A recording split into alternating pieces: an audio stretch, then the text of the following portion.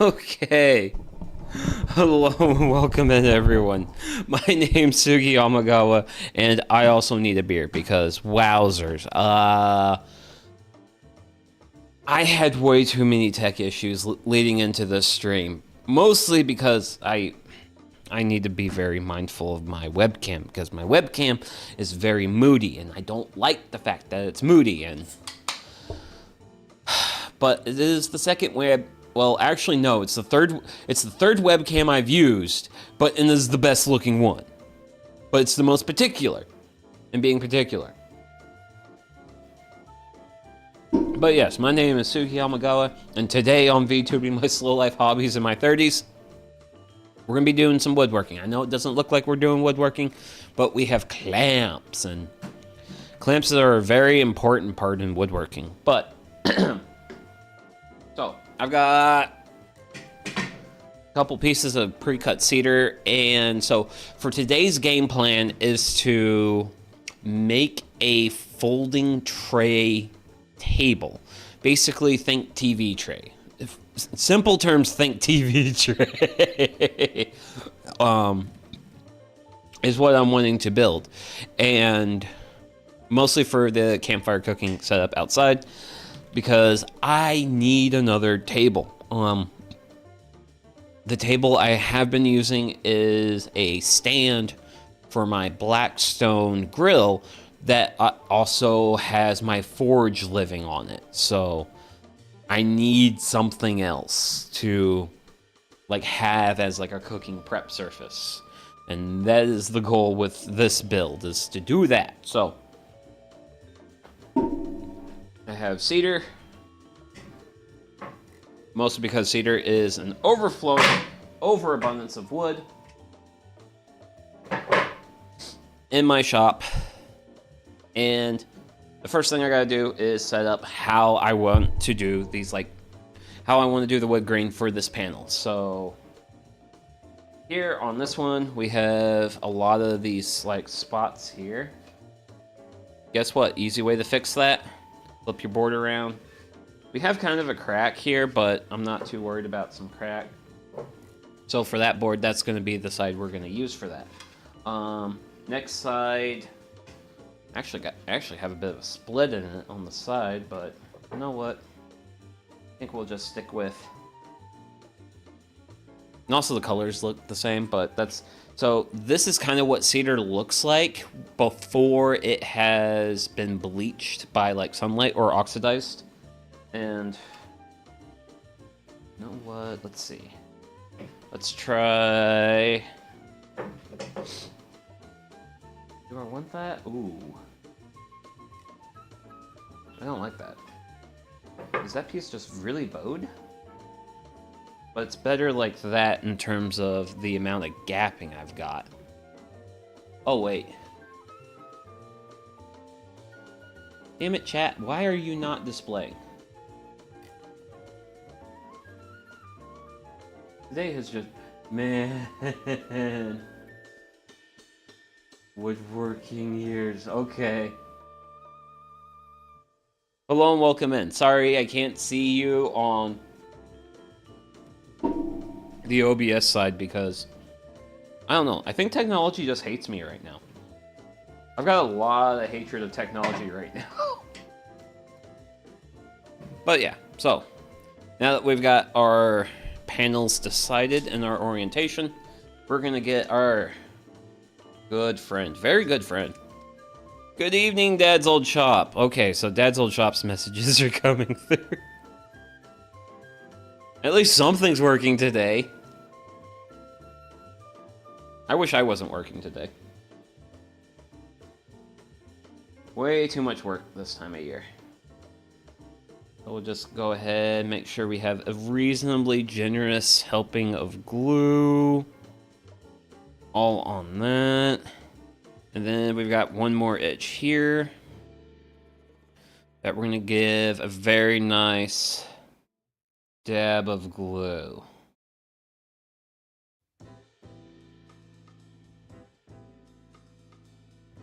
And really not quite getting as much glue as I was thinking. Might have to clean the tip on that. But we'll just get our finger in here and do the good old spread routine. So we want to make sure we take this bead of glue and we get it to the point where it basically covers up the whole face of the gluing area. Make it look nice and pretty like that. And then once you have it nice and pretty like that, chances are you're going to get a good glue up. But yeah, Dad's Little Shop, how's life been treating you? I hope life has been treating some people good. Because life has admittedly been a little bit rough for me, but that's mostly because of the fact that I got real sick last week and I'm still dealing with the residuals of sick. The sick does not lull some people, I feel.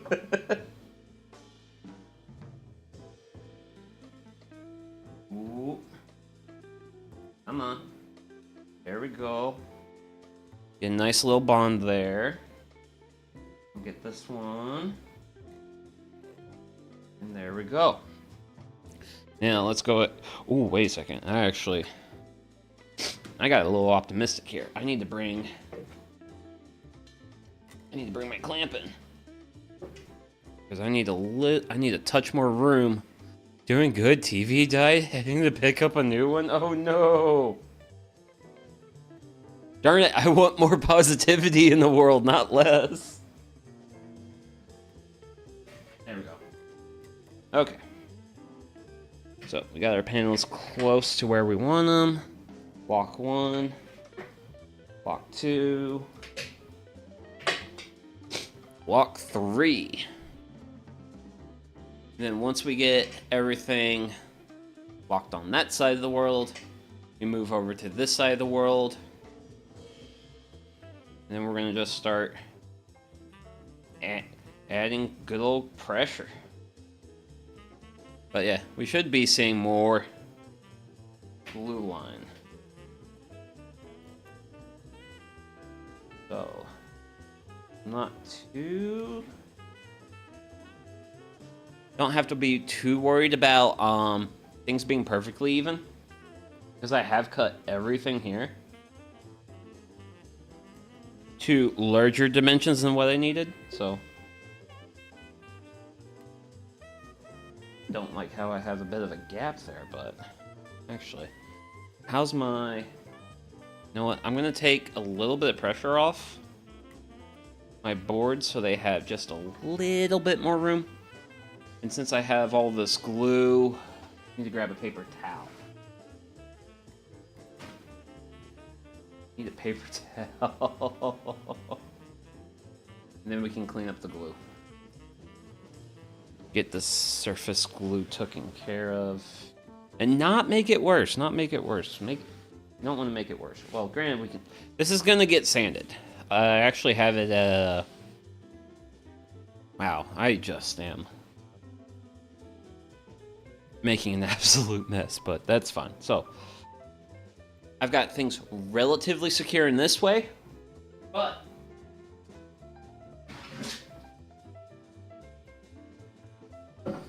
since for this panel, we gotta... I want to secure these vertically to each other.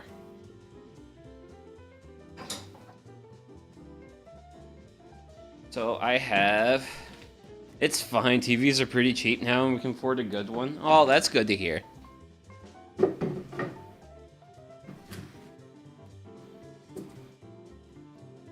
Cool. What, the coal boards?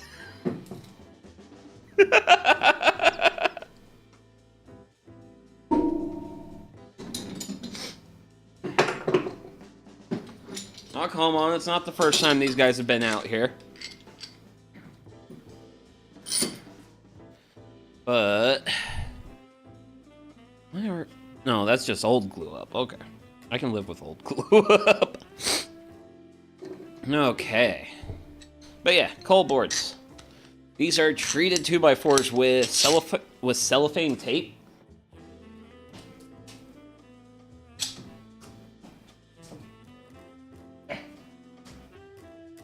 There we go.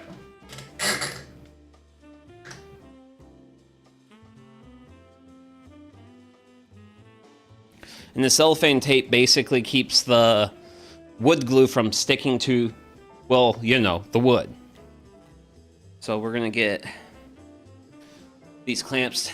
Gotta chant about something. Chanting is all good vibes. Fair. More than fair.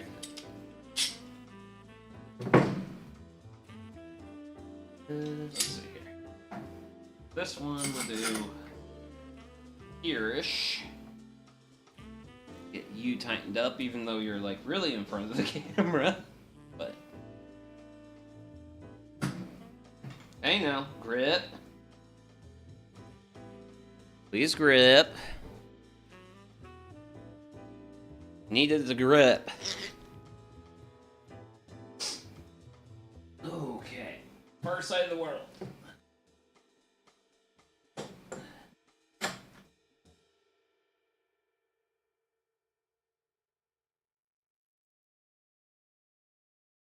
And we'll get this guy tightened up.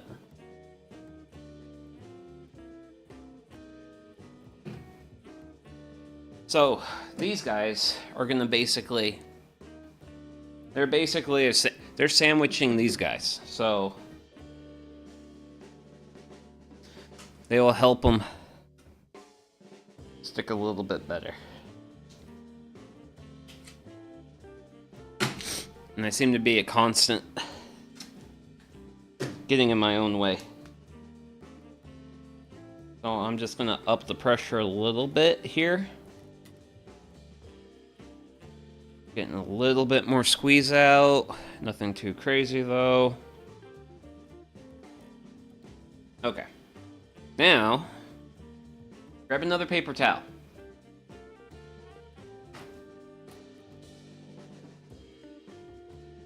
And hopefully get a little bit cleaner of a finish. Really need it. Well, actually, I think water does clean up wood glue pretty well. I think. You know what? That's why we have drinking water nearby, right?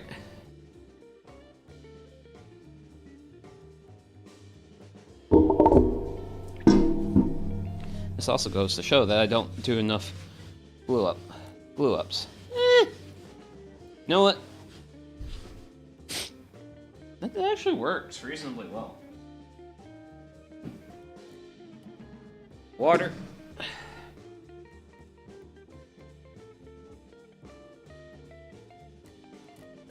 Paper towel. And we'll try to get as much as reasonably amount. All drinking water can be clean water, but not all cleaning water can be drinking water. Exactly. Granted, the water from this jug is actually like it's kind of like the access. It's like the additional water I use for campfire cooking streams. Because I'll just have like some water just like laying around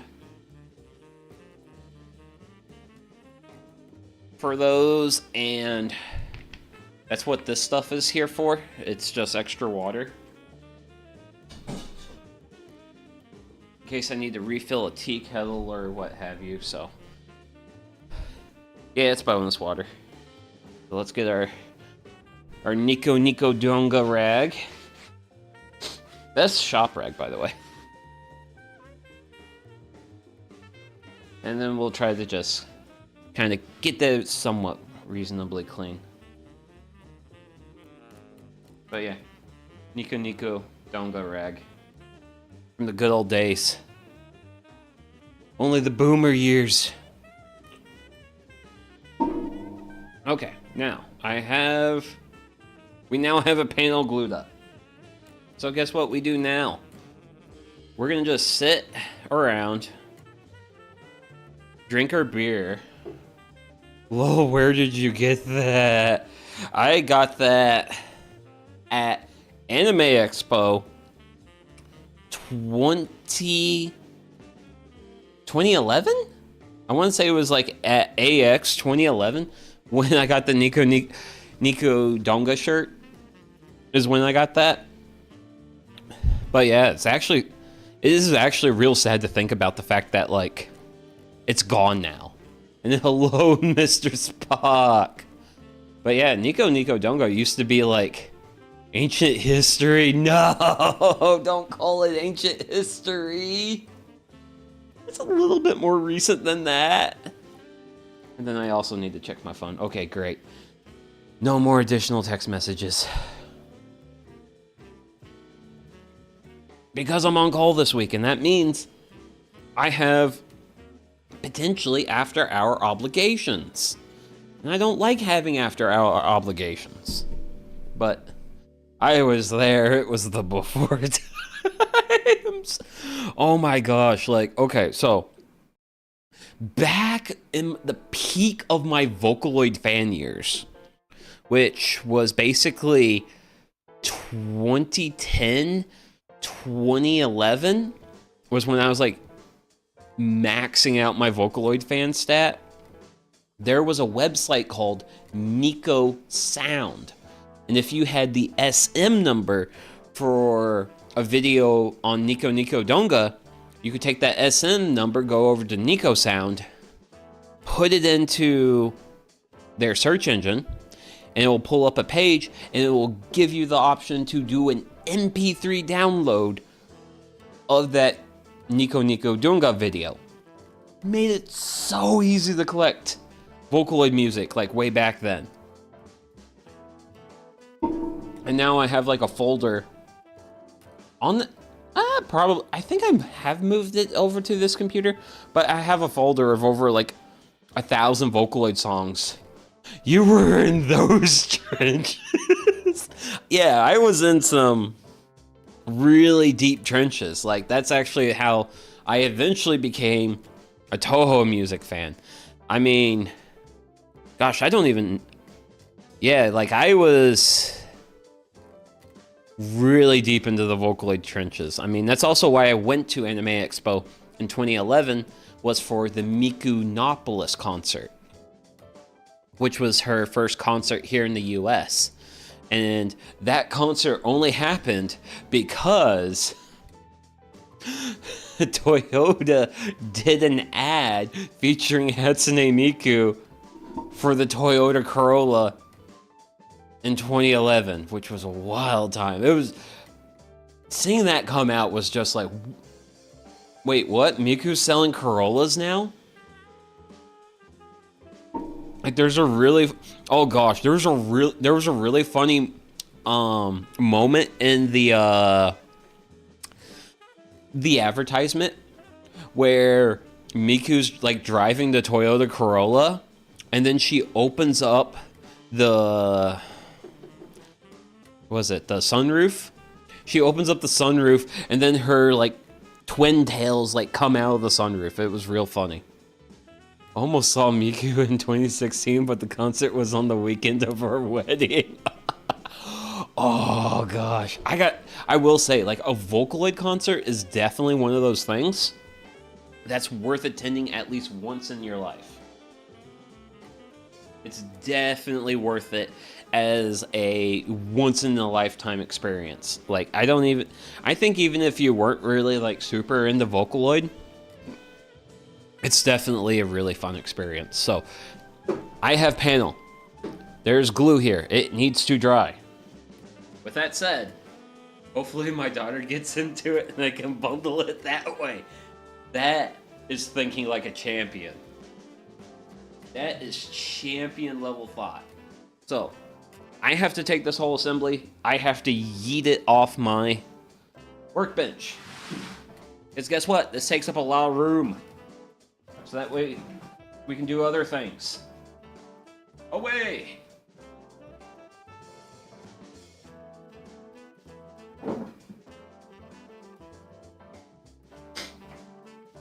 Hang out in the not corner of shame. So, okay. Now we're back at table saw. we have ourselves some very nice grip lines, so that's really nice to see because that means I used more than enough glue. Always use more than enough. Don't get stingy with glue. Glue is cheap. Would you look at that? I knew Vocaloid stuff, but definitely a post Ananamana Gucci fan. Oh gosh. I don't even know what that is. Is it an anime? Or like an actual like Vocaloid thing? Oh gosh. Okay, so I actually I restarted my computer before stream and I had things lined out in other tabs. They're a band from New York. Oh. Okay. Okay. They did an album with Miku in 2015, 2016. Yeah, that's actually like post me getting out of the Vocaloid, because I left Vocaloid late 2011 because one of the I knew them from the Scott Pilgrim Frames game soundtrack. Ah, okay. Yeah, because the name of that band seemed familiar. But I didn't 100% know what they were or what they did. So, we've got some, well, we got a little bit of work here. Need wood. Ah, there you are. There was what I needed. Thinking Miku is a song from that album. Oh, okay.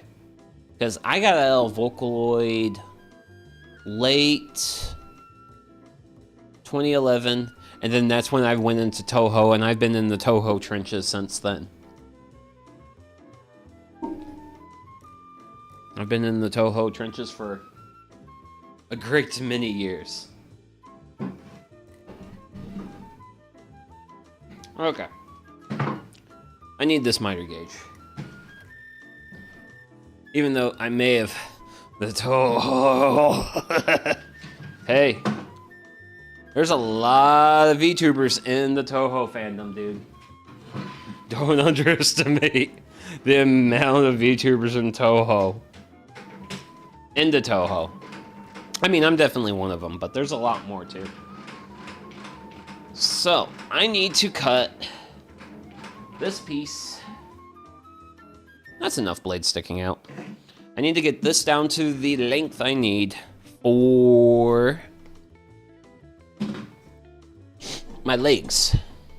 Which, funny enough, so this project originally called for using 2x6 material. This material I have here, and what I glued up earlier, this is 1x6. Which admittedly called for some like mind mending on my part, because when I was looking at the cut list for this, it was like, hey, you got to take a whole bunch of legs out of this. And I knew the legs were going to be 1.5 inches in width. Well, so this is actually just slightly less than 6 inches in actual dimensions. Actual dimensions for this is 5 7/8 because I did rip both edges. 2x6 seems excessive. I guess it's just hardware store common.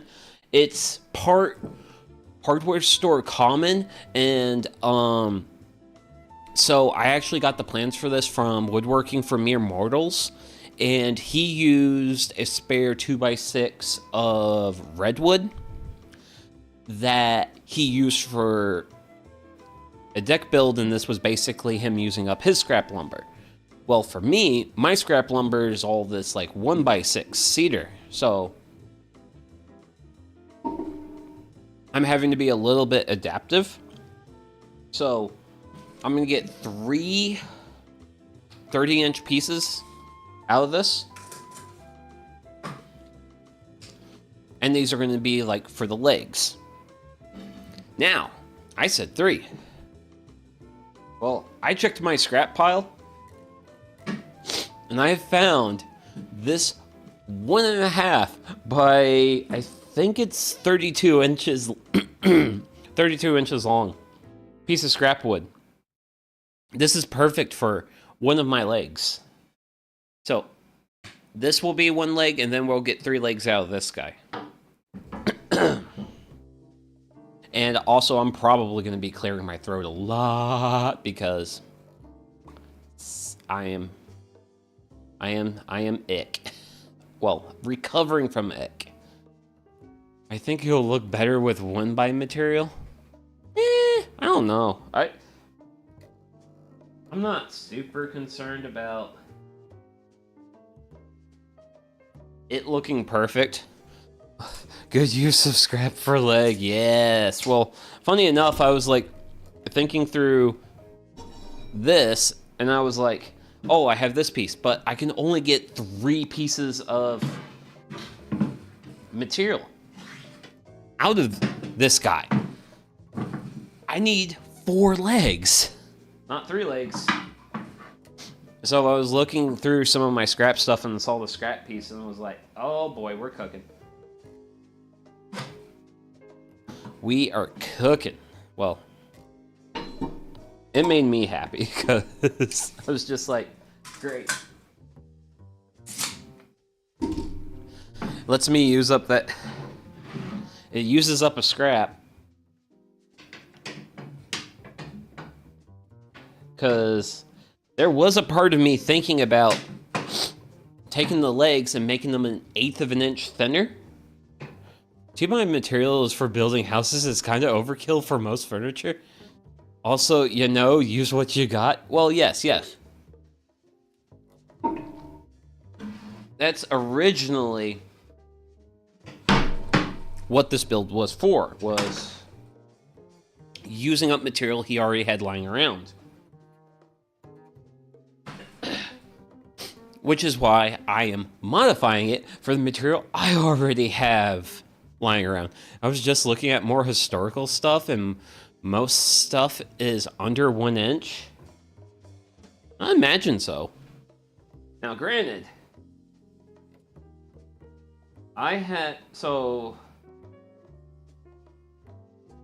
funny enough, I recently basically redid a ductwork system for a house that was built probably early 1900s, and prior to us doing our work, there was a fair bit of termite damage in this house, so they had to do a whole lot of bracing, and this had to happen before we did our thing. So I was looking at newer 2x material right abutting older true 2x material, and I'm just like laying here on my back in this crawl space, running ductwork and looking, man, wood back in the day had some real meat on it. And then it's like, man, should you be really having these thoughts while you're trying to run ductwork? And the answer as a woodworker, yes, always appreciate the wood, which admittedly, there's a part, eventually at some point, someday, there will be one of these houses that are being demolished around me. I totally want to show up to that house with a chainsaw, a crowbar, some hammers, and just salvage as much material as I can. I also don't own a truck, so I'll also be showing up in a U-Haul. Okay, let's finalize this. Good enough.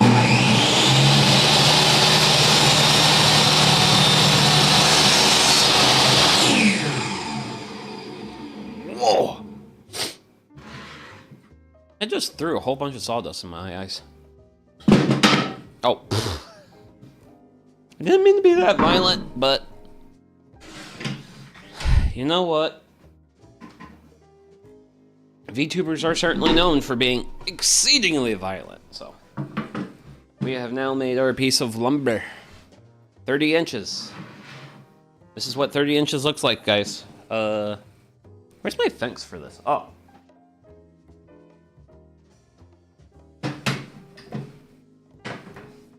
Thanks. Something wrong? Just needs a good convincing tap. There we goes. Shoo. Where is knob? Fence is locked. Fence is now unlocked. Cool. So I need to double check this. So yes, this is at 5 inches and 7/8 across. Good luck, demolition crews. Take the really good beams to sell. Oh, I am sure there's some. Like, here's the thing. Like, I don't need like super long pieces of 2x material to be happy. Like a 6-foot piece of 2x, like true 2x, 6 feet long. That'd be nice. Burns the beams for those you can make thousands. Funny, so, okay, funny enough you mentioned Barnes. So around me, there is plenty of barns for sale on Facebook Marketplace now. There's also barns full of wood, and at some point in time, probably not this year, but next year, I want to like just buy a lot of barn wood. Say they've got like a big pile of wood in the barn and they're like, hey, you can take all this barn wood, 1,000 buckaroonies. And I'll show up in the U-Haul and be like, $1,000, gimme. And then I'll take $1,000 worth of wood and then I'll bring it to my house and I'll be like, oh dear God, I did not think this through because I don't have a barn to put all this barn wood in. Is what will probably happen, but which is why it'll need to be like a smaller amount of barn wood. There's just no way I could actually just like bring a whole barn to my house because, well, I'm a filthy suburbanite. I can't just bring a barn to the house. Now, granted, I am unmarried. So if I brought a barn home, I wouldn't have a wife yelling at me. But I would also have barn-sized problems. Oh gosh. I need to... Oh, wait. I have to get the wood, build a smaller barn out of the wood to hold the rest of the wood. Oh gosh. Oh, that's a good joke. Oh gosh, don't tempt me. Okay, so we're at 5. So we've got 5, 7, 8. I need 1.5 inches. Gotta deal with improper fractions. So if we start at 4, 7, 8. That gets us 1 inch of material. 99 problems, but a burn 8.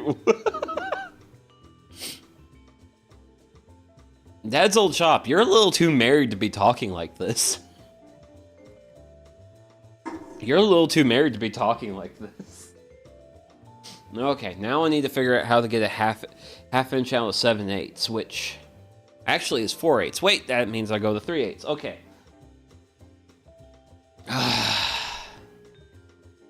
We could have had the metric system. But no. Some damn pirate had to go and sink a ship that had reference units on it. And now America's cursed till the day America is no longer America. I mean, I like America, but holy smokes. I need to bring my board over. What math do you need? It's just fractions. Dad's old shop, I could have been dealing with this in decimal. I could have been using the numbers of science.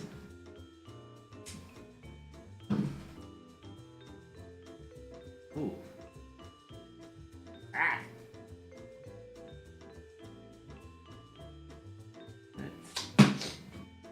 Really poppycock. I mean 0.37 of a centimeter. Yes, it has a name. It's wait, is it? Cine is 100 units. Yeah. Wait, no, it's not 375 milliliters. No, not milliliters. Wrong unit.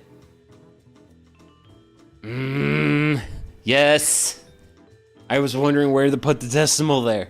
Because I didn't know if it was going to be 3.7 or 37. Now, is it this one? No. My other tape measure, my other one has... Man, are you sure you want a metric? Yes. No destruction.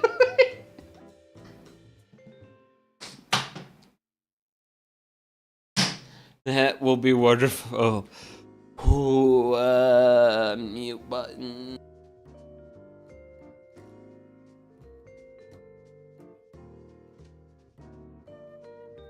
Oh, okay.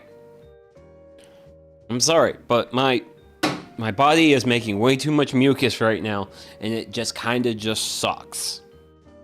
And I have to deal with it, but yes, I still do wish to use metric. I do think it is a better system. Also, I do like the idea of agreeing with the rest of the world. And you know, like, uniting humanity by using a common system of units and measures. Just think of the Mars rovers we could build and not lose because of a conversion. Okay, great. So when I do this rip, my push block, I can just straight across my thing. So that makes my life really easy there. This is a pretty small board. Not too terribly worried about. I'm not gonna get the feather board out. We're just gonna raw dog this.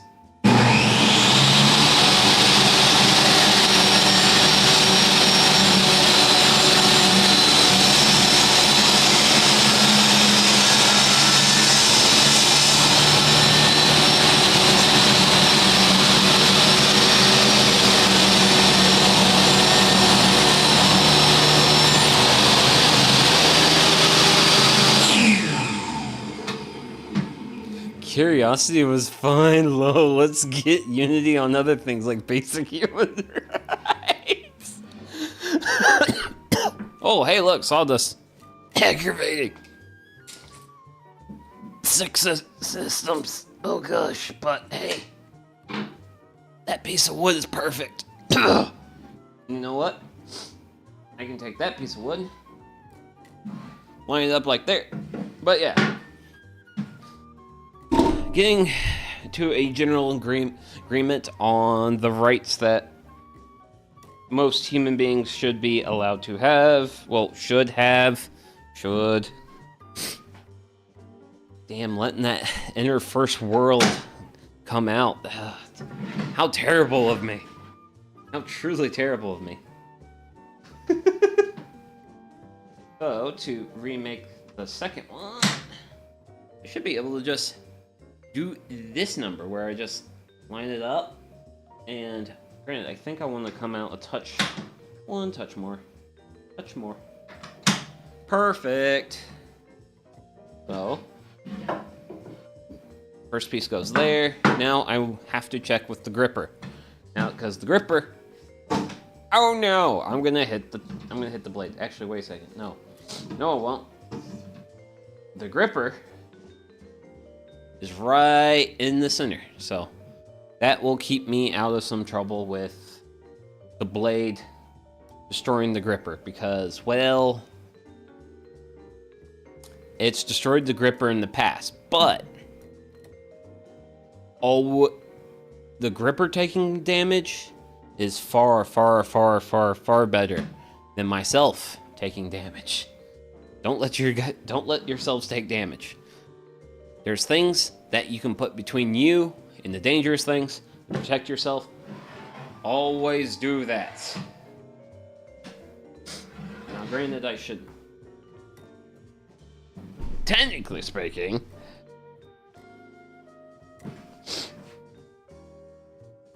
I should also lock this other caster. Because the table saw did want to do a move on me. And that is, amongst many other things, once again considered an undesirable outcome.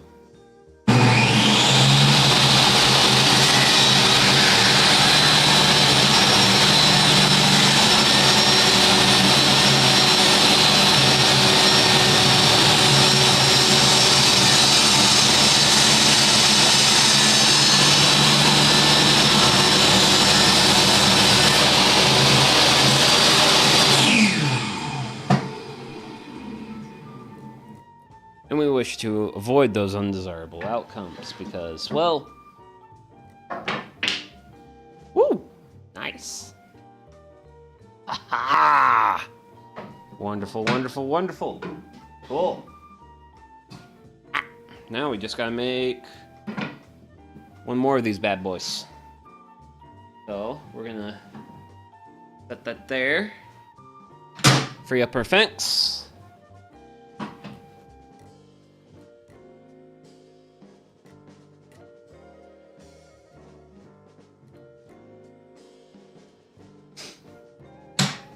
And then that's going to set that. Now, we're getting really close. There's not a lot of room here. So I will make sure I get another push stick into the mix. Now, it's always generally a good idea to have more than one push stick. So for this one, for this final cut, I'm going to want to have about 1/4 of an inch gap between the gripper and the fence, and then that will put the blade at the halfway mark in my little not destroying the gripper spot. Because I don't want to destroy the gripper if I can avoid it.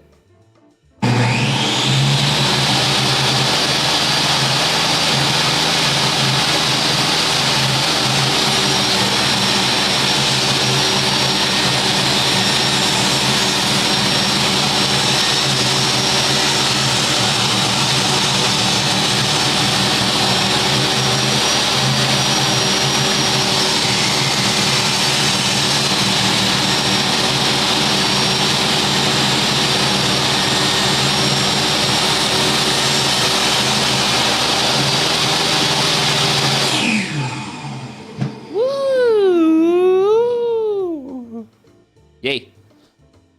So, let's see what we get. This guy measured up to this guy. Ooh, that's pretty flush. Yay. And then look. We got this nice little bit of offcut. What are you? Don't drop you. Ugh. I swear, I do not function as well. Oh, wow. So that's actually a perfect inch in thickness, so useful for this project? No. Useful scrap for another project? Most likely, probably, yes. So, we'll get it sent over there for now. Now, so, I have... We've got 3 legs over here. We gotta make a 4th leg happen. So I'm gonna loosen up my fence, bring my fence out.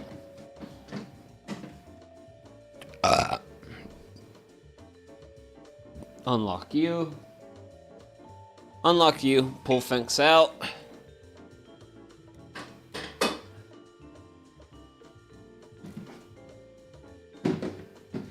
And now time to engage in the most important activity of the night. And that is cracking open a Paw Paw flavored L8. Now remember, staying safe is the second most important thing for me to do today.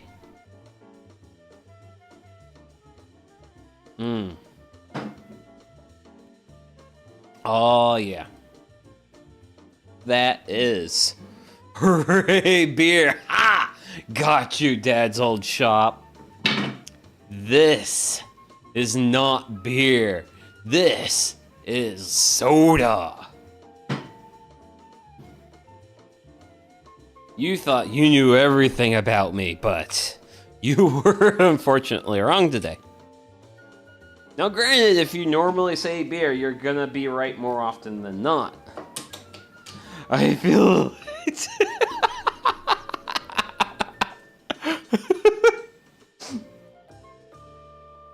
It's okay. Remember, just because my name is Sugi does not mean I'm always drinking beer. How can I go on? How about you process your difficulties with emotions in the manner that I often do? Play with your wood.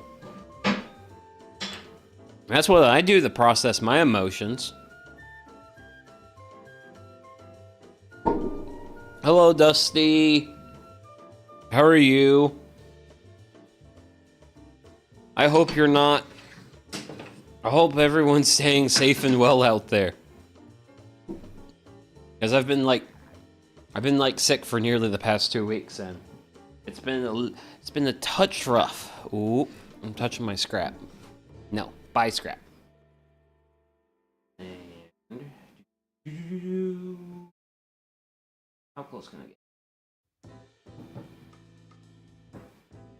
Really dang close. I love really dang close.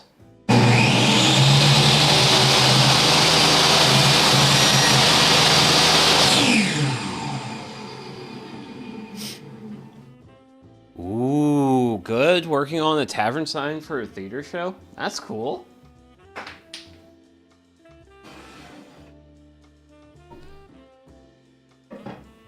That seems like some really cool beans there. Okay. Stay put. Please and thank you. Now, unfortunately,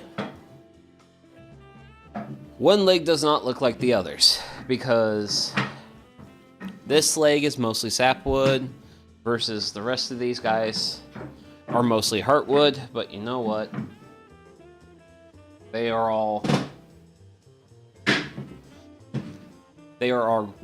1.5 inch thick and 30 inches long, so that gets me my legs for the build. Now, I do have I've got 3 other pieces to cut out.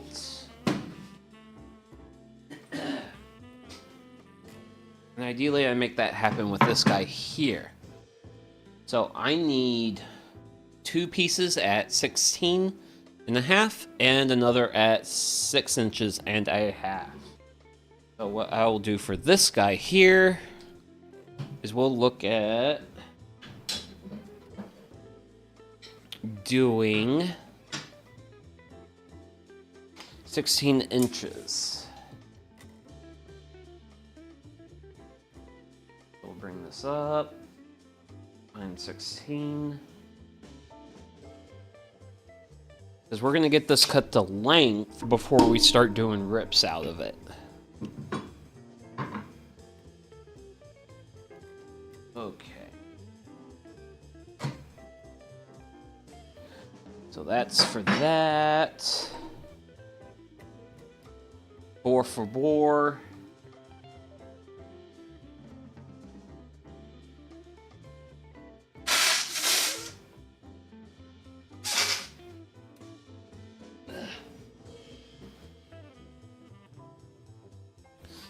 I love having a functioning immune system. But it is still at times burdensome. So, we got the miter gauge set up. Let's that somewhat reasonably dialed in. Looking good. Occasional instance of additional safety. And now power tool noises.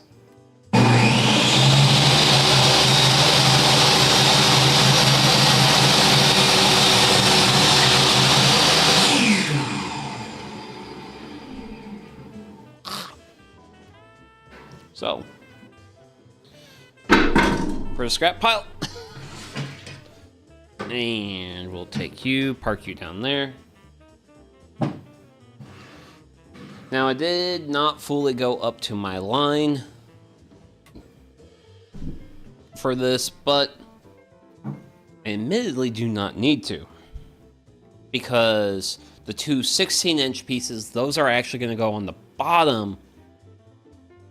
And they're going to be what connects the tabletop to these legs.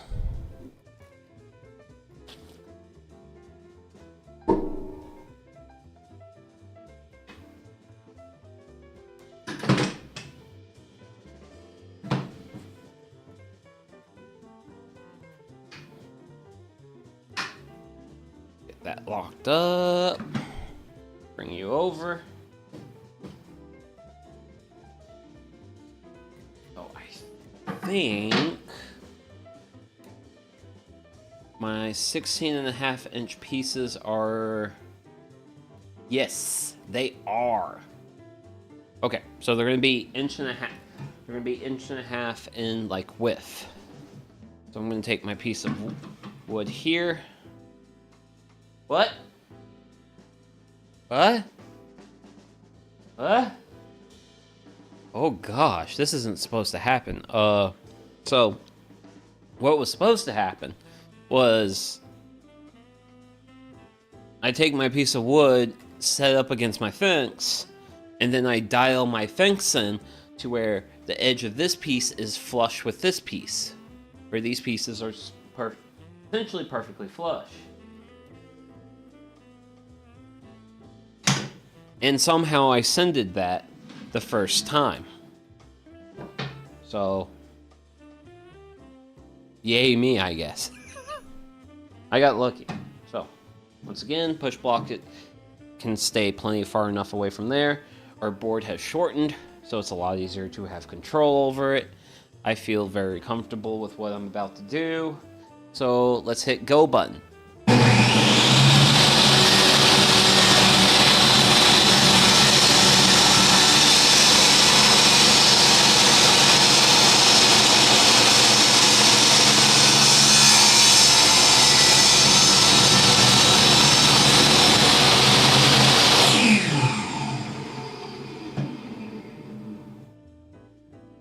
So, push you out. Unlock the fence.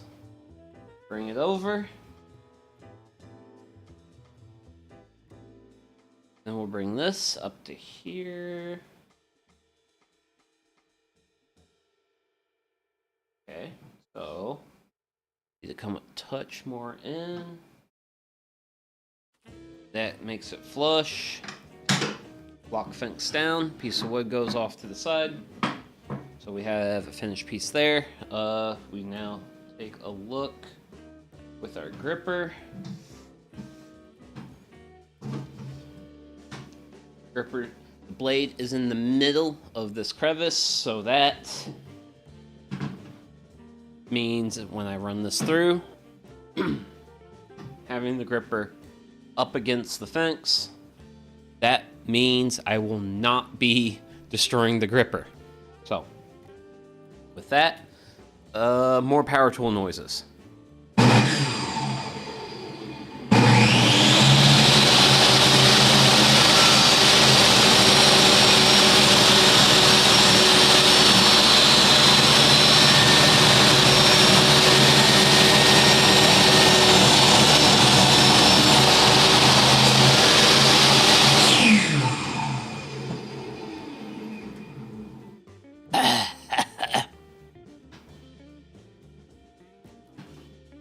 these days I'm going to actually believe in using my dust collection.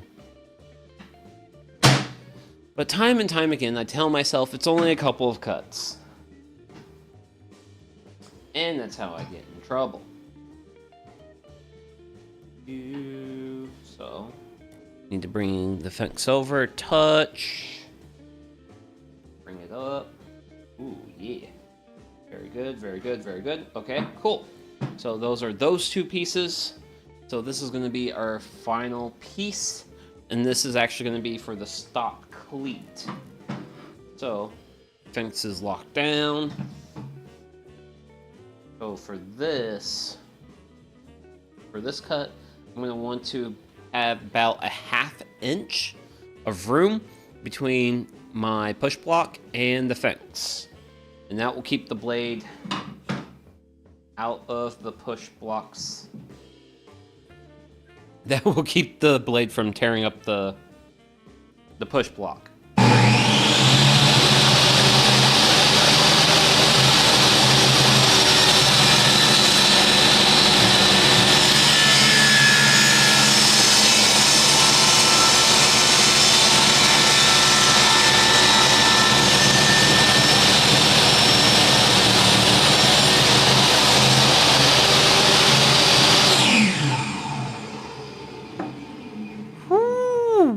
Okay, so that is now one more piece of that. This will get sent to the soon-to-be sent to the scrap pile, and I can now disengage my fence. Fence disengaged. So for our stop cleat here, I want to cut this down to about 6 inches. So, magic tape measure, pencil, those various tools. And we'll get ourselves a nice little mark. And we'll set up, since we're doing a cross cut, get the miter gauge involved.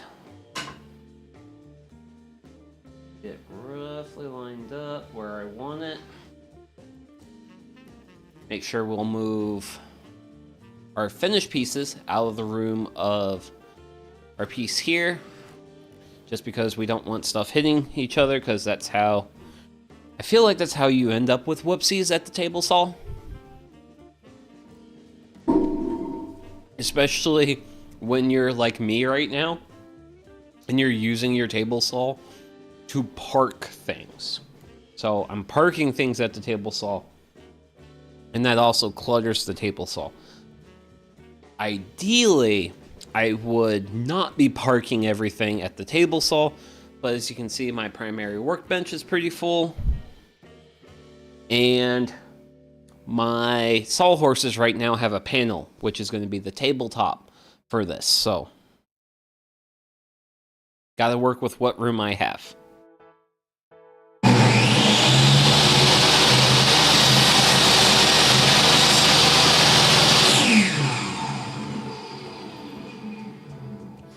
And with that, guess what? This is scrap. This is a part. And the table saw's dunsies. Can't believe.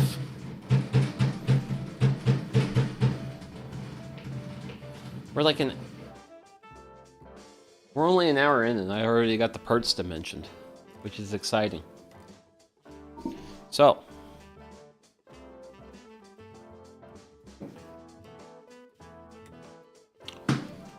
let's see. What is my next task according to plans?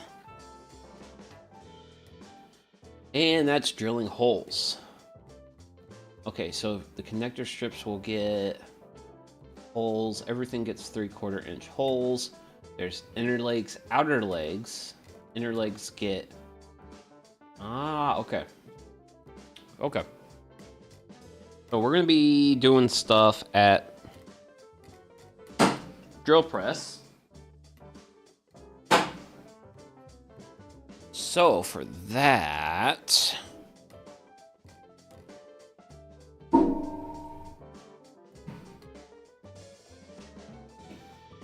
I'm gonna have to shuffle around some shop furniture.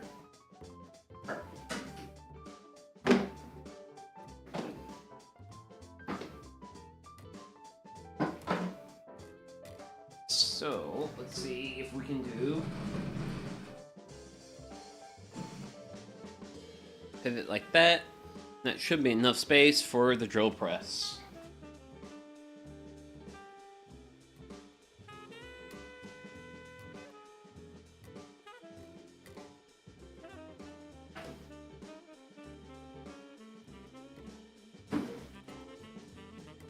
Ah, come on.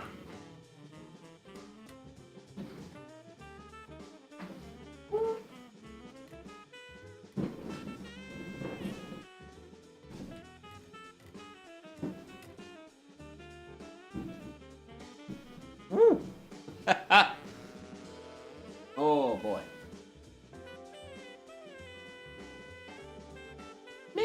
Well, that's somewhat reasonable. Camera's probably a touch too much in my way, but wait, what that for? Oh, that's what that's for.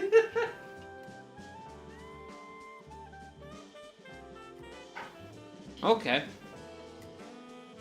I'd like to. Hoping to extend that.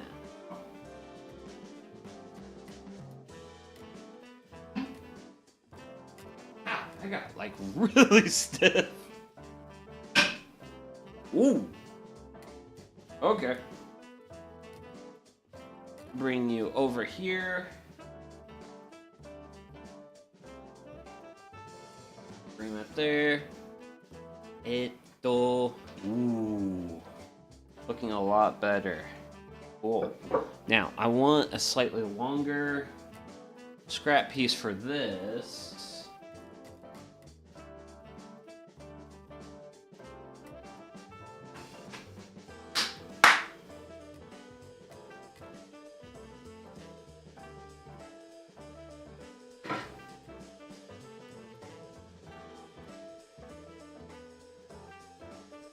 And there we go. So this scrap piece is supported there, goes to here, gives me a lot more room. Also, when I drill down into this, gives me a little bit more, has more lateral support for my workpiece. Oh, hey, Harry, how's it going? I'm still manufacturing more mucus than I should reasonably be manufacturing for a human being, but past that, all right. Did have a few hiccups before stream, but those eventually got resolved, and now I'm having fun. Dude, why is this year 9,999 golds? It's the worst. Yeah. Well, my thing is, my boss got sick. And then he gave me his sick.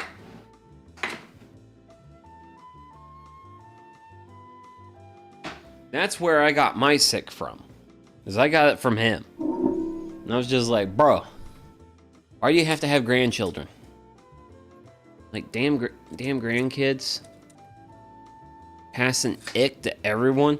Oh, wasn't that nice of him? I know. Not all the times is sharing caring. Ooh. Come on. Still have a little bit of getting used to the keyless chuck. There we go. And there's that.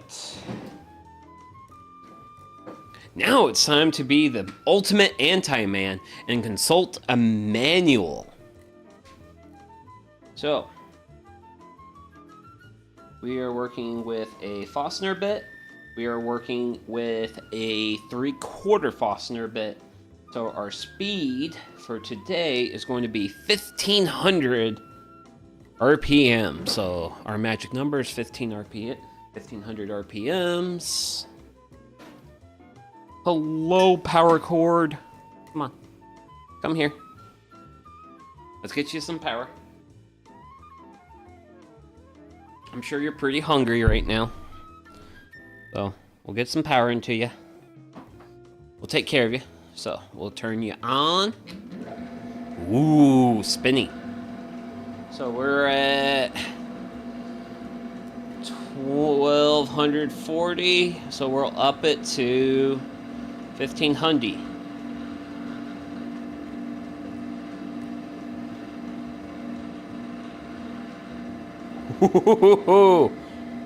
There we go, right on the money. Wonderful, wonderful.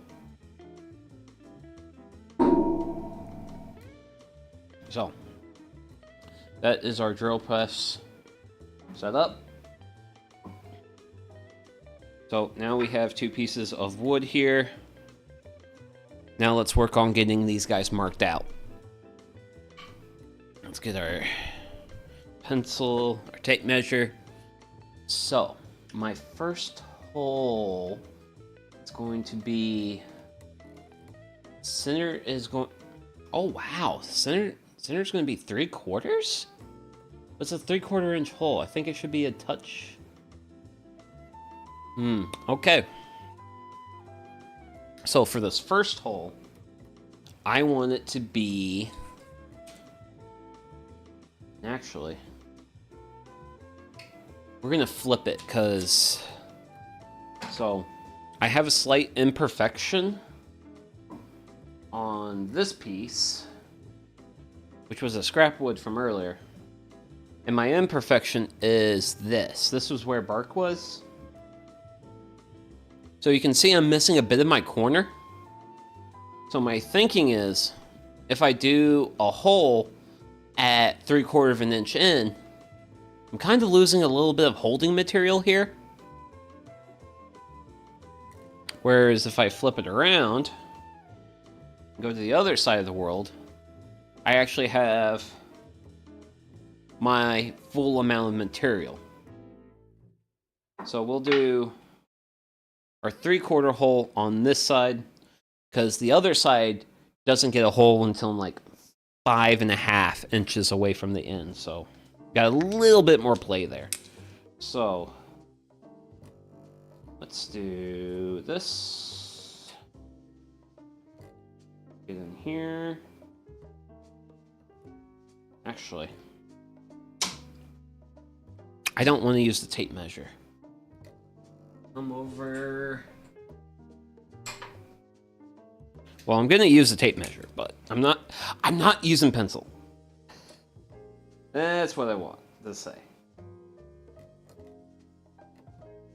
What I want to do is mark my center with an awl. Now the problem is I also have to, because I not only have to determine how far away from the edge I have to be, I also have to determine actual center. So, and my awl did not hit center there. So, once again, whoop, I have a great deal of progress when it comes to actually being good. By the way, I'm not a particularly skilled woodworker, but I am a VTuber doing woodworking, so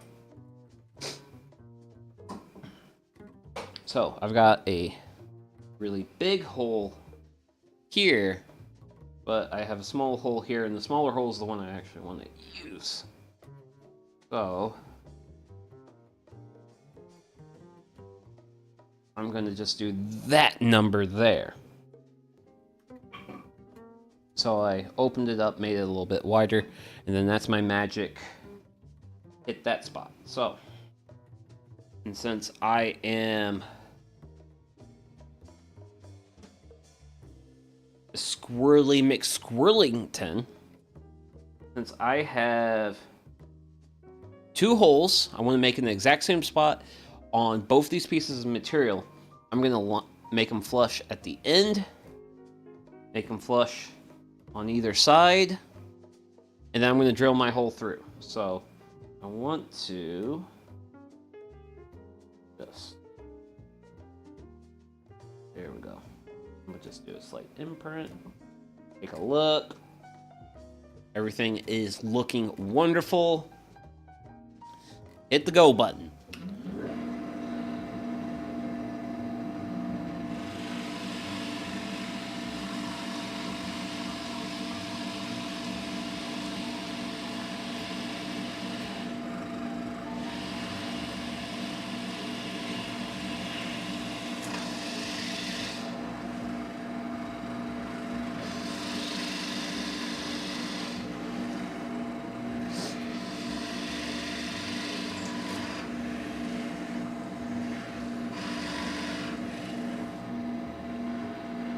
Go button off. And then would you look at that? It's a beautiful set of holes. Yeah, cool. So I think I'm gonna go ahead and determine these are gonna be the inner legs, just because this piece is sapwood material versus my underside piece. My underside piece, that is actual heartwood material. I think the heartwood looks better.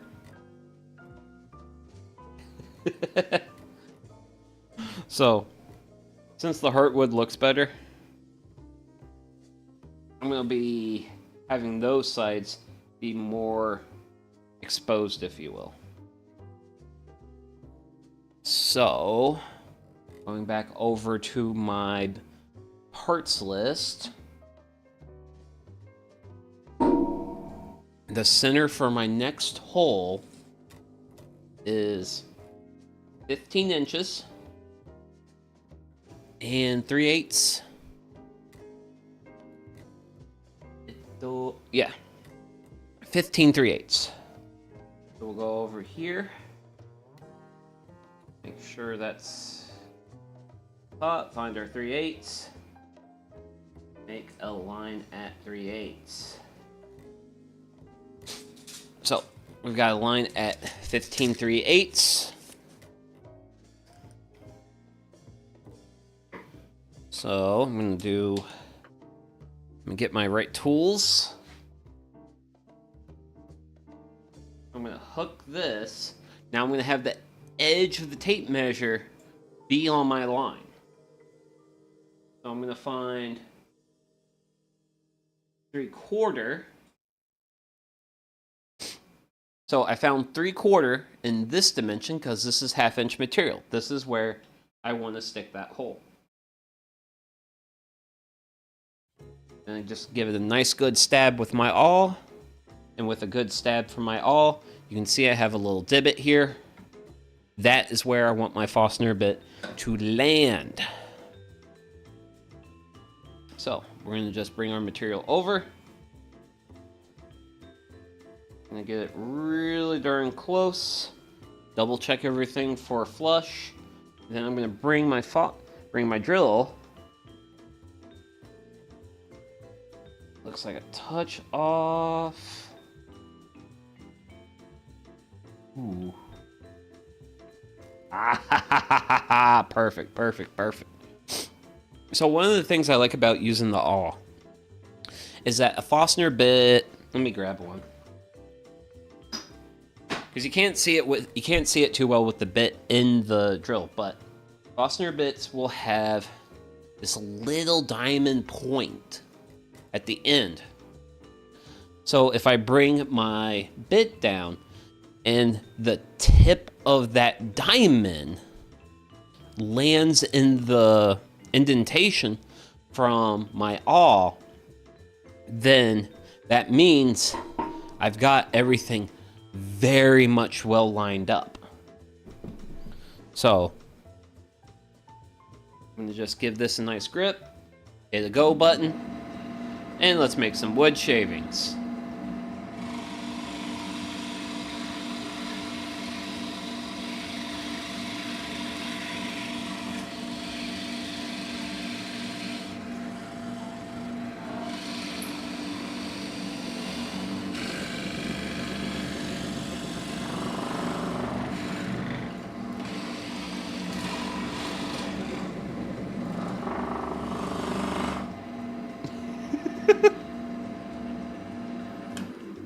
little bit vibrating on me. But you know what? That hole lined up. And that hole's lined up. And that, at the end of the day, is the best goal to have. Well, the best outcome. Lined up holes is really our best outcome here. So we'll flip this around. Bring our shelves on up here. So, bring it over. So, since this is going to be our inner legs, this is going to get one more hole. So, we have 3 sets of parts that will be getting holes. There will be the inner legs of the folding tray. There will be the outer legs. And then also the tabletop connector strips. The tabletop connector strips will also get a hole. But funny enough, it's like inner legs get 3 holes. Outer legs get 2 holes. Connector strips get 1 hole. So we move down 1 set of holes as we go through this. I need to bring my mark, but touch in. Touch in, and we are perfect. Yep, because I want the center at 5.5. So we're going to do the same thing we did with our last hole. We're going to bring our tape measure in. Line up edge of the tape measure with the line. Bring our awl in. Find 3/4. And then come in. Give it a nice good stab.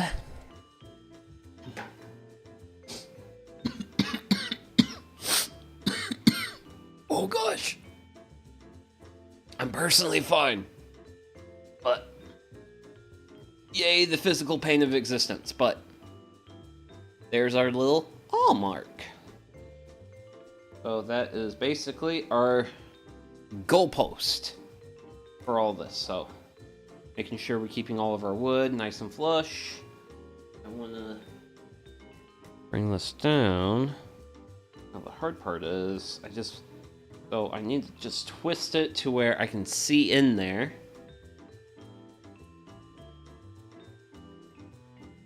So this needs to go out. Let's try it again. Just once more. Things I do for somewhat reasonable holes.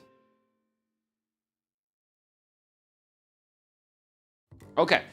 Yay! Sweet. Go button.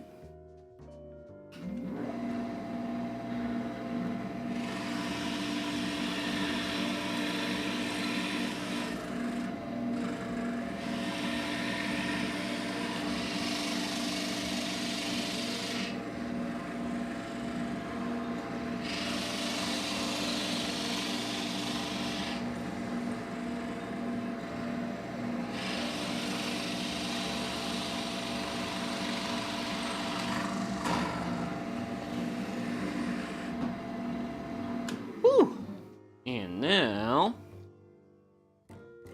look at that. That is not just 1 hole, but 2 hole and a 3 hole. And that gets us all of our pieces. Well, that gets us all of these guys. That gets us... Whew. Now, one of the things you really want to use with backing boards is... Oh, wow. Those holes actually do look uneven. Well, if I'm going to make them uneven, I'm going to make them consistently uneven.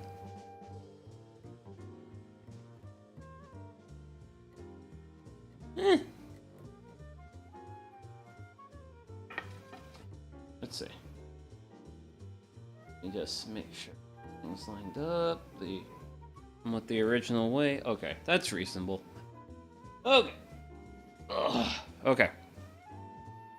So I've been streaming close to a half hour, and I've also been doing plenty of hydrating.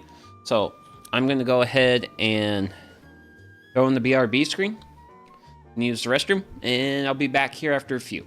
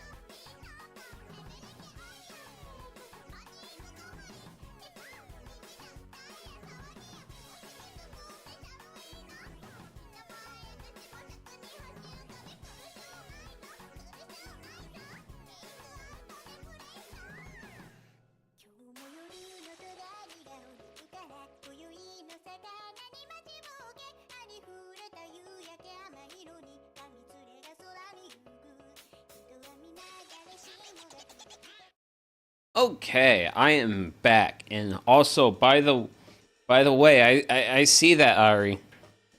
That was no idle meeting.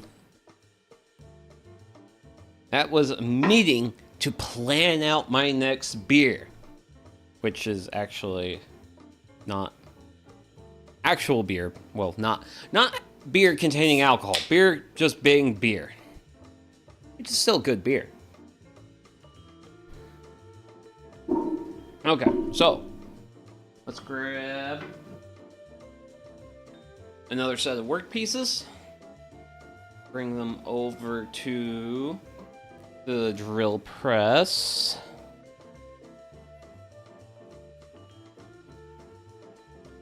Get everything nice. And what was I doing again?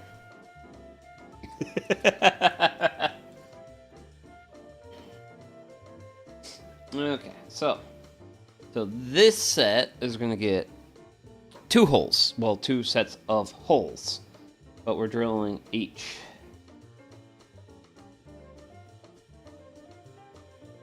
Set of holes at the same time.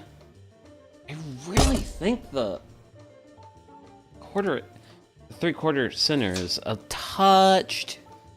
I'm gonna be lurking while drawing. I very intelligently decided I wanted to redo all the enemy art in the game in the last 24 hours. Oh gosh. That, ma'am, I don't know if I consider that a good decision, but hey, as long as you're proud with what you put out in the end, then that's really what matters. But geez, Willikers, that sounds like crunch time. It's way too much like crunch time. I don't like crunch time. Wait. Get that. Oh. Whew. Okay. So, let's see. I want to find... Helps if I can see what I'm trying to accomplish.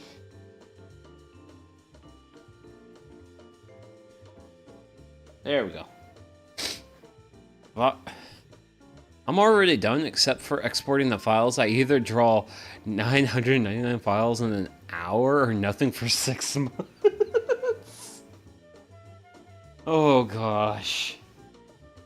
I'm not sure if I can understand. I mean, hey, you do you, but Sugi will do Sugi.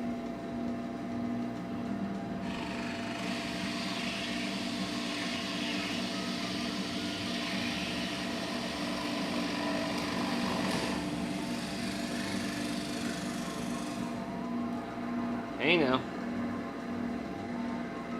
You're not allowed to get uneven.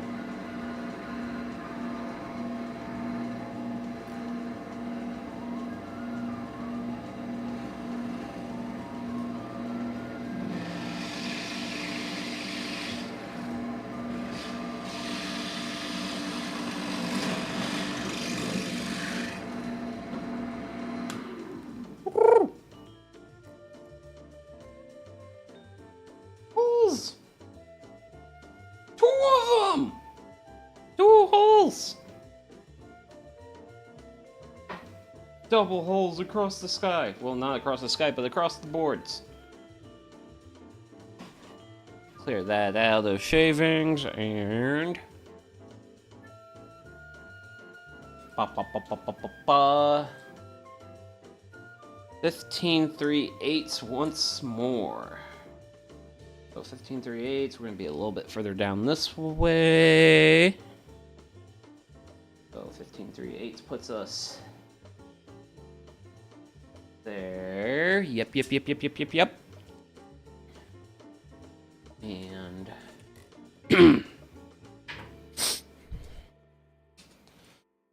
then here, put that on the line.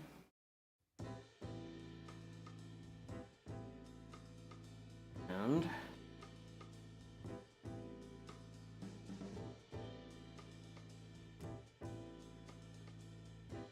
ourselves a nice little divot. Because the divot essentially is a goal mark, a goal post.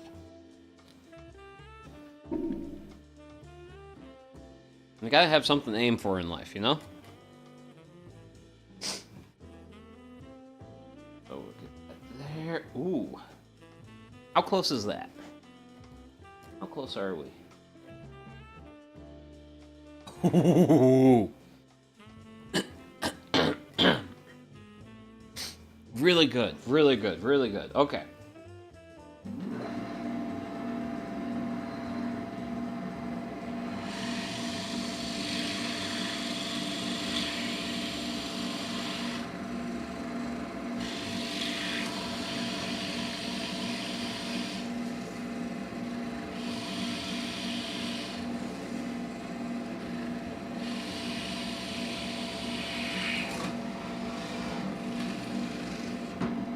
Woo!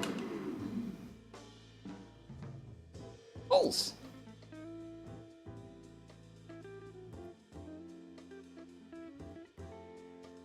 Holes in cedar wood. So, yay. Off. Whew! Just absolutely kicking up a storm of sawdust. And a storm of beer consumption. We'll bring you over. Nice and flush, nice and even. Remember, sip your beer.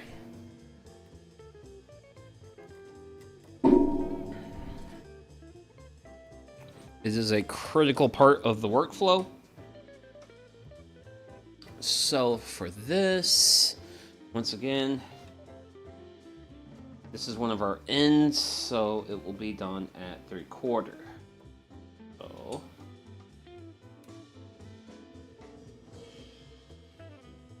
get myself a nice little mark.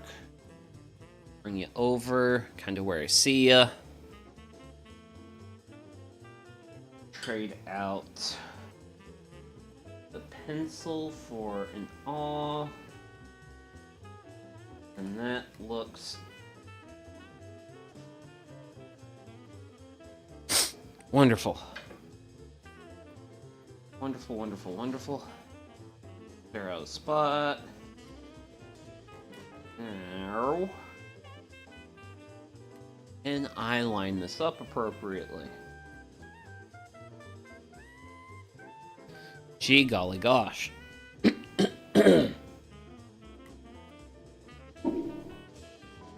And go button.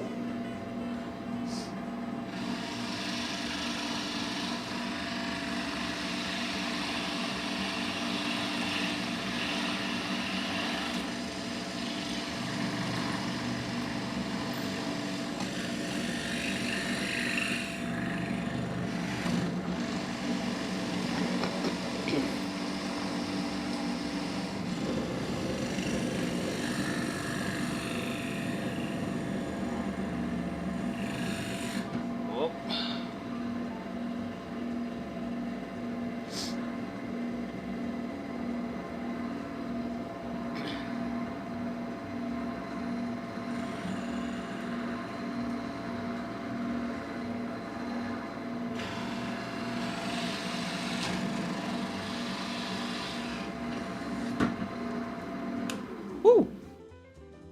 Woohoo! Okay. Yay! Shoo! So that's those holes. So that's the end of our holes for. Wait. Okay. Oh wow. That's actually pretty nice.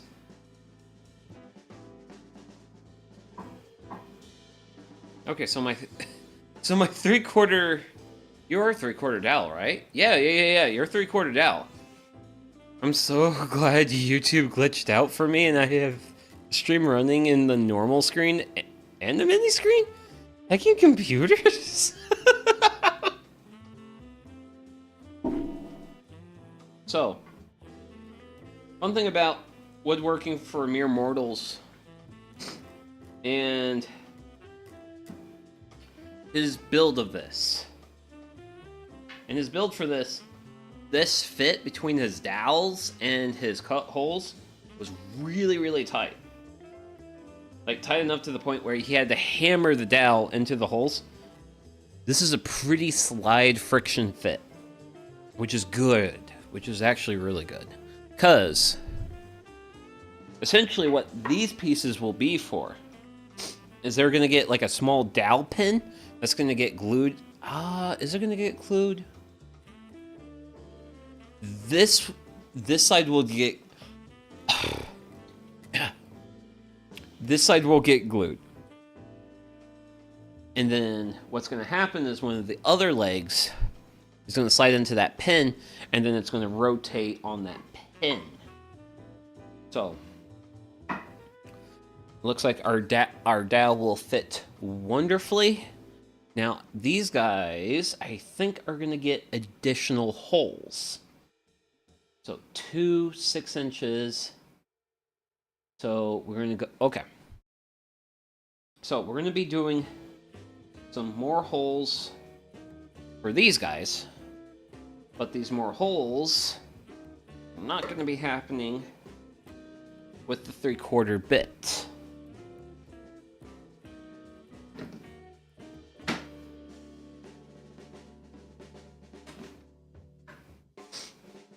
to be moving down to 3/8. In the 3/8, so the 3/8 bore is going to be a counter bore. So what does the woodworker guy on the internet mean by a counter bore? So essentially what we're going to do is we're going to make a hole, and then we're going to make a smaller hole inside that one, is what the counter bore is going to be. The counter bore is going to be for the head of the screw, because we're going to be making our holes in this area of the board. So our counter bore will probably go about halfway through the material, and then we'll have our actual screw hole going all the way through. So I now have to figure out my spacing here. So, and what I want to do for here is I want to keep my pieces in parallel, and I want to mark all these out at the same time. Because if I mark them out all at the same time, then they're more likely to be consistent.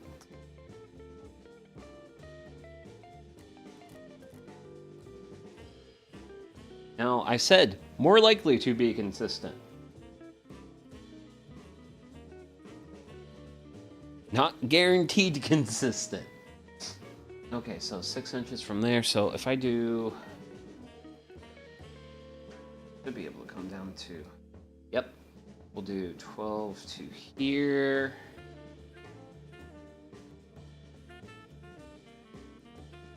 Ooh. Because I think that's roughly what we're doing here. And then if we do 2 inches from there to there...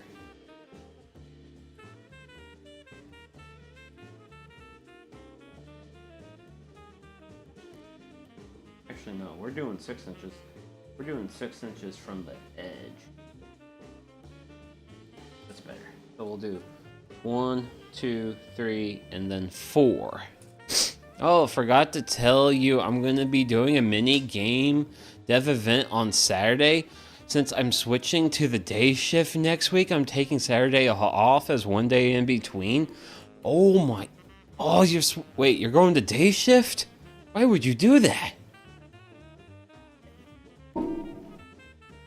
I mean, I'm sure you wanted it, and good for you and all that, but as for me, I'm personally, I'm not really a fan of day shift. I am very much on team second shift. And that's actually something I would like to do at some point in my life, is get back to second. Because right now I'm not on second. And I would like to get there. So what I'm doing here, I'm getting my tape measure roughly close to where I want to make my holes. And then I'm measuring out, and then I'm basically putting a mark in the center. Moving from production to quality. I like computers more, and I'm reapplying to weekends again once the opening is there next spring when someone retires. Okay.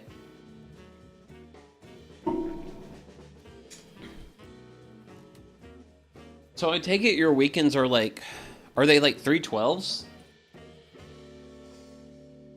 Or are they something different?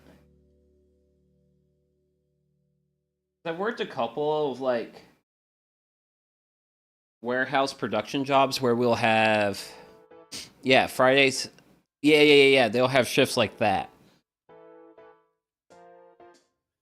Honestly, I don't understand how the weekend people do it.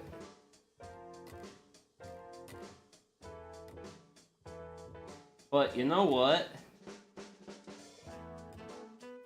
The big reason I love second shift is I love being able to do things while everyone else is busy doing their stuff. Like, if I want to go to the grocery store at 10 a.m., and I'm working second shift, and I don't have to go into the job until like 1:30.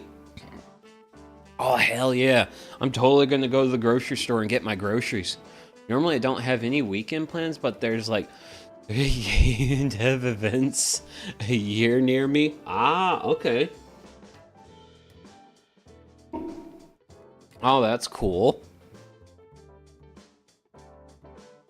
It's just I have like, I guess I could say I have like I have quote unquote normie friends, and like we all have like Monday through Fridays.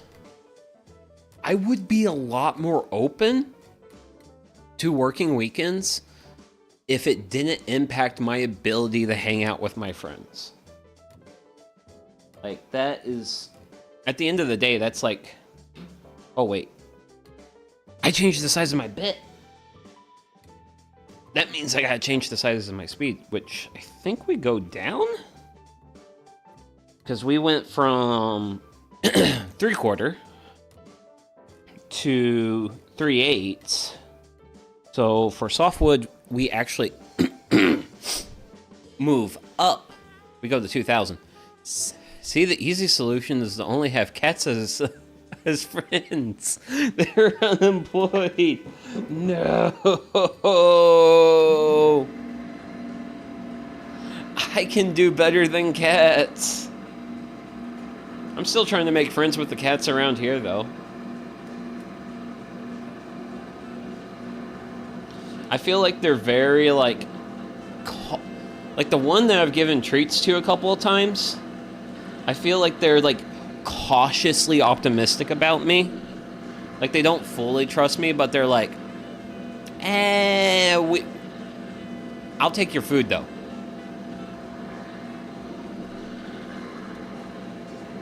To which I say, fair. I like food, too.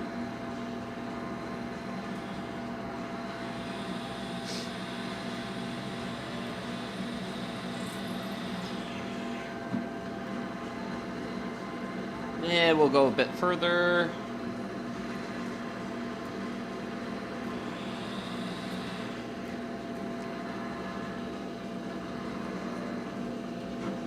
Oh. Okay. Let's see. Ooh, this one might get a little tricky because we have a bit of a knot. That's why it's smoking.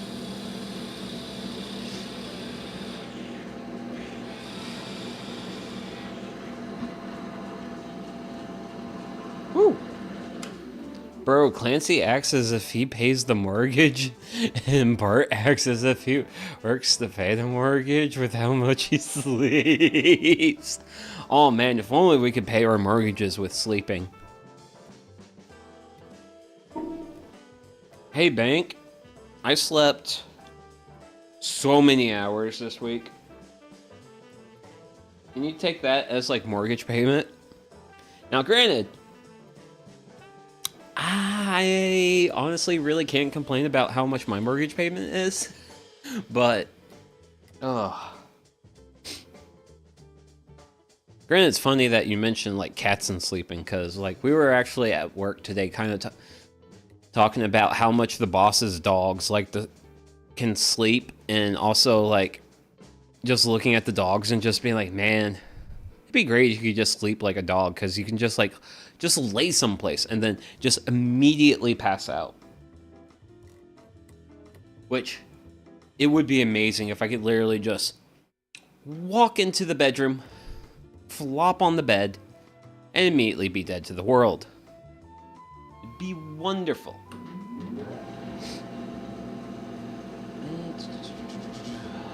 Yeah, that looks better.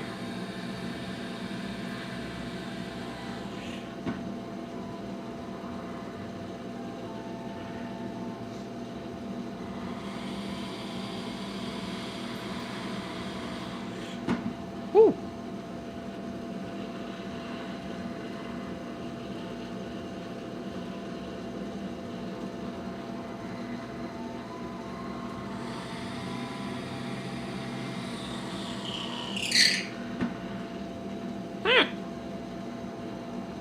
Okay.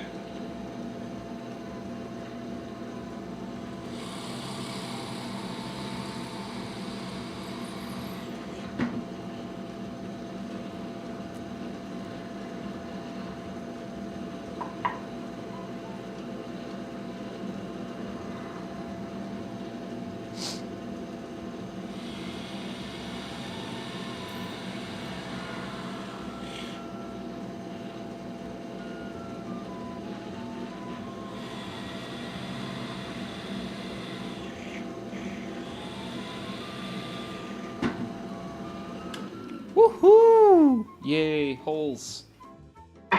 Holes in lumber. So that is all these holes counterboard. So, and actually let me go grab a screw.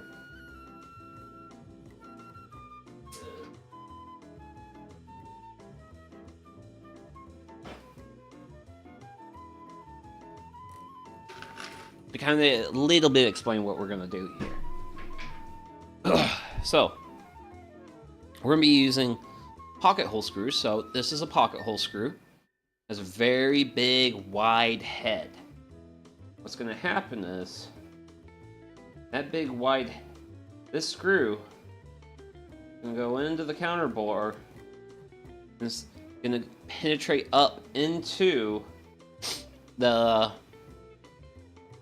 top, the tabletop, and then the head of the screw is going to rest on the bottom of our counterbore, and these are the pieces we're going to actually be using to attach our legs to the tabletop,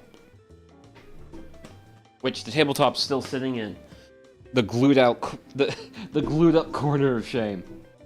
Well, the place where boards go when they're just waiting to be, their glue's waiting to be cured. Which is probably like the big reason why this build will not get done in a day. But we're making very good progress. If your top is less, you might want to make the bore a little shallower, run a test.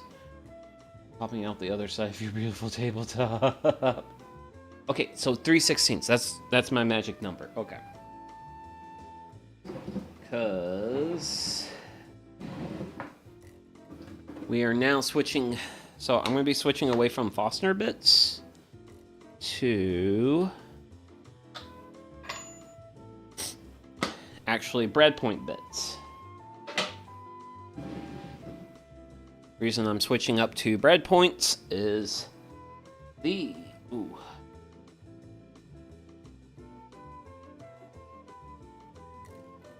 there we are.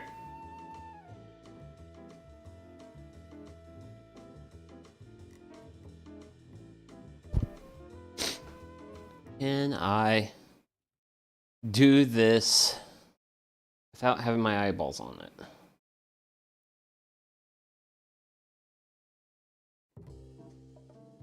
No.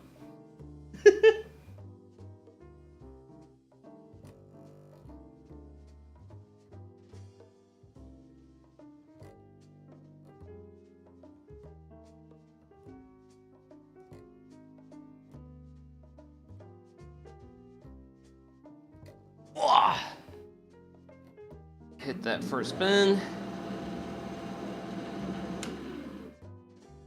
So I notice I've got some wobbling. That means I don't like how that's set.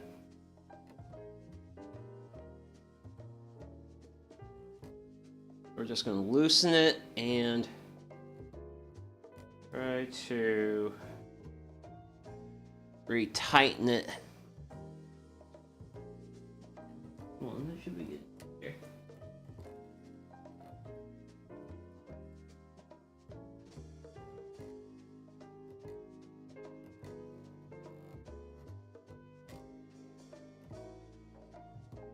Yeah.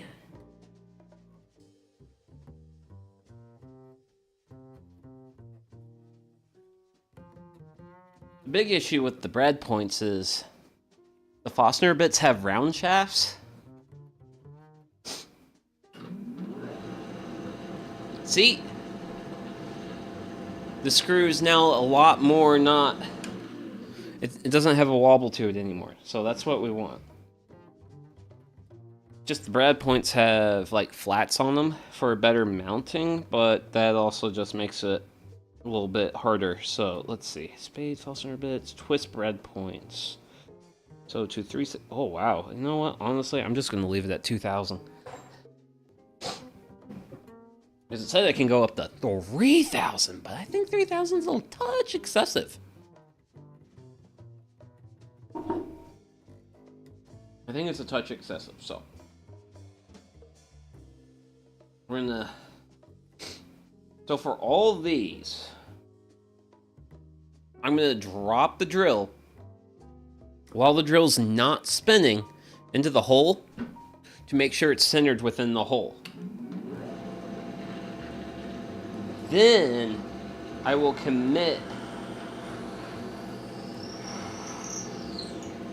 to my drill.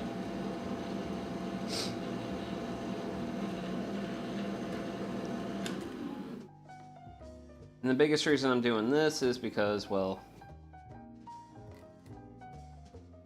just want to make sure it's centered appropriately.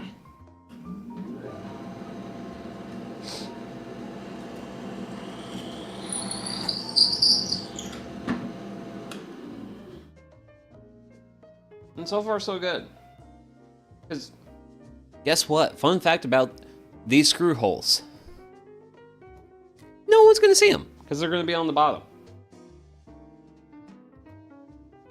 So, you can afford to be imperfect.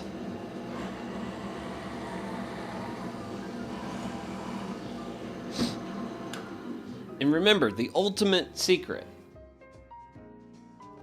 to being able to finish a woodworking project is to remember the simple truth that if you can hide a mistake, or if you can just hide something you do, always hide it.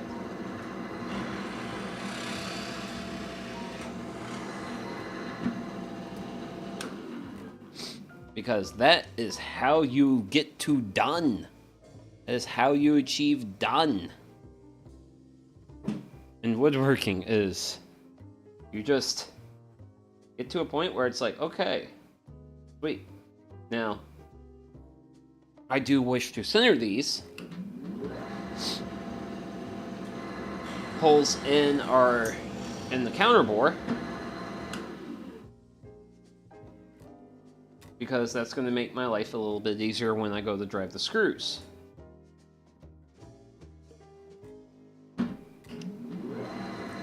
But you know what? I don't have to worry about being perfect. Also, this project has been like really great for like getting some like premium drill press time.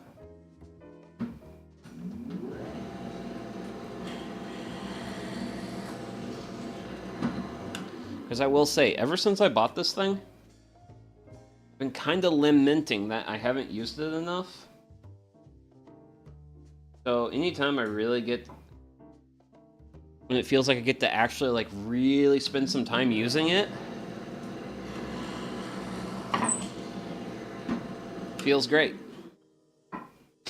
Except that was, oh yeah, that is a reasonably centered up hole. I definitely think there's a few imperfections with some of them, but hey, you know what?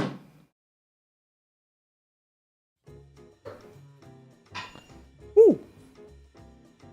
But it is done. And also, I got the drywall dust off this. Got the drywall dust off of it. Because I've had drywall dust on some of my drill points. So that goes back into the magic drawer.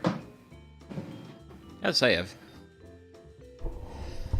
only do I like using the drill press, but building this drill press cart has been definitely a very big nice. Ooh, okay. Let's see. What do I want to do right now? So, the next step in today's, well, in the build is to take the ends of these boards and then round them.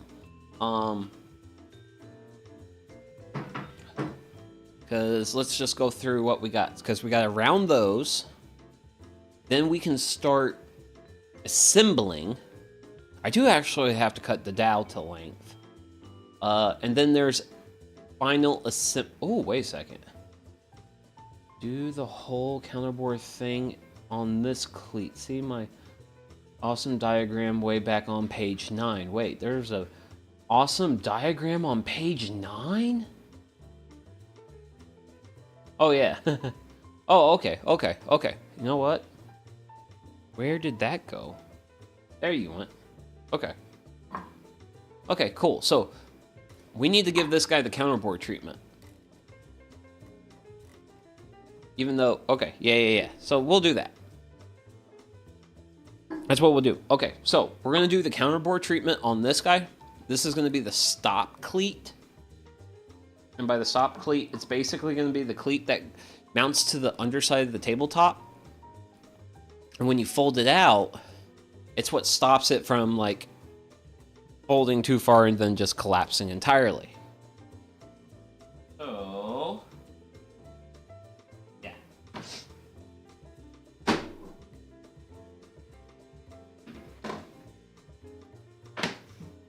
Because I think I'll just go ahead and do this cleat and call it for today.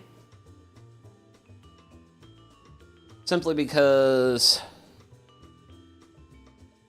work's kind of been a lot this week, and I want to take it easy.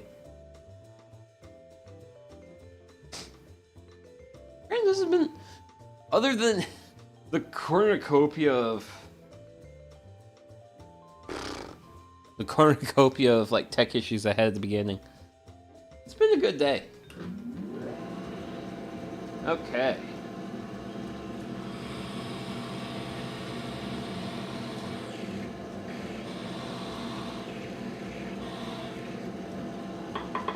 One counterbolt hole.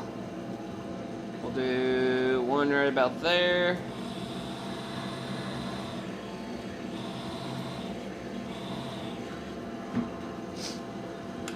Cool.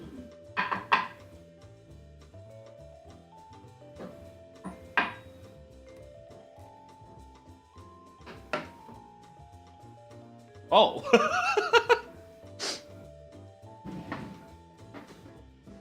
I heard the noise of doom, with the noise of doom being that of geese flying across the sky. It's like, oh gosh, the geese are flying. That's not a good sign.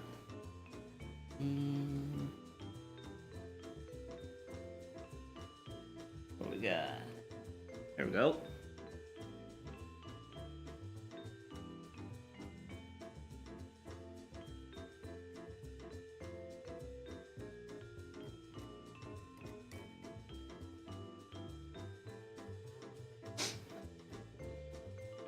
Oof.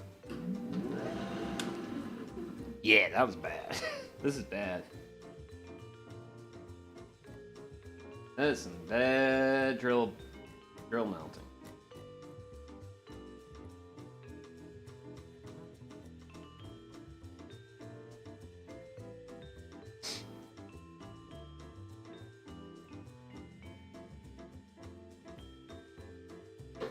Jeez.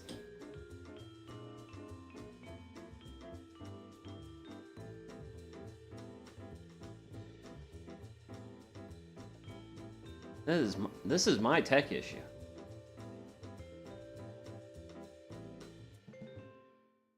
Okay. That's better. That's better. There we go. So, we'll do that.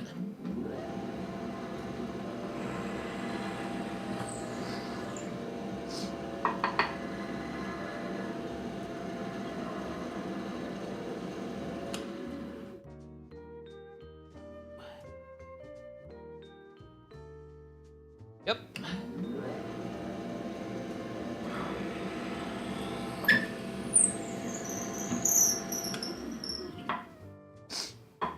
Okay. So, pretty good there. Lesser good there. The hole's a bit too close to that bottom edge, if you will. But hey, you know what?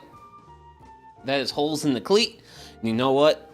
those holes also do for this project, and this cleat specifically, those holes designate this as a work piece, not a scrap piece, which is really important, especially with like builds like this where you end up with a whole bunch of like scrap pieces lying around. Sort of like what I have on my workbench over there. Okay, so we'll put that back there, drop you to there, close you up. Hot dog. And don't forget, hydrate. Ooh, hydrating is very important. Okay, so I feel very comfortable with ending today here. We got a fair amount of our parts cut. We have them reasonably dimensioned. We have holes drilled in them. Really, the last thing we have to do dimension-wise is we have to cut our dowel here down the size, and I gotta do some rounding of the edges on the other on the other pieces, and then it's final assembly. So I think I'll the Dow Jones. Oh, the Dow Jones Industrial Average. A place where I have way too much of my money right now. But so we'll do all that next Thursday. I'll probably cut the dowel off stream, but I will do the rounding of the corners on the legs. Probably do that on stream, and then it'll be final assembly, because I think this is pretty straightforward to assemble. Oh wait, I will also loop. So there's our tabletop all glued up. Please don't cut the dowel until I've shirt all my slacks. I'll see what I can do. But the glue for the big tabletop, that will finish. And I will also do the finish dimensioning for it off stream. So I'll basically get the tabletop to basically about where it is, and I might do one or two other things, like probably chamfer the edges to kind of, you know, because like we don't want a sharp edge like this. We want a smoother transition between our planes here, but that's probably all off-stream stuff.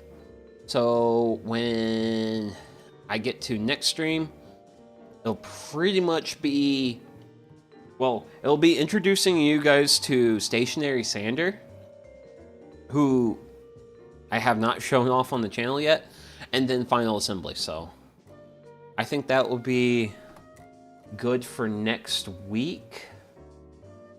Yeah. So thanks for putting up with me while being a little bit still under the weather. I am literally at like 90% healed up, but I just gotta get that last 10% done. So this has been Sugi Yamagawa. Thank you very much to everyone who's tuned in today. May you have a great rest of your day, night, evening, whatever it is, wherever you're at. And I'll see you all in the next one. Bye-bye.